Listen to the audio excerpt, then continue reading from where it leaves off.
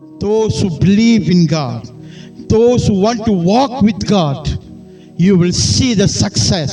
You will see the fire around them. அவர்களை சுத்தி இருக்கிற அக்கினியை நீங்கள் காண்பீர்கள்.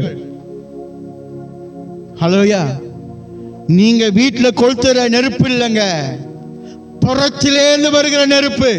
அது வேற.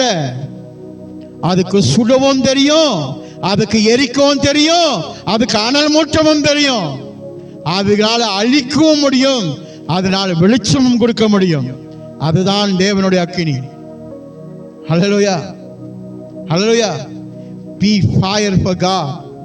Walk in the fire of God. If you want to walk in the fire of God, you must declare yourself clean. Leave everything. விடு எல்லாத்தையும் ஆண்டவர் சொல்றாரு. The world will keep pressing you, keep pressure you. Remember, no matter how many people keep pressure you, keep pressing you, the Lord stand with you.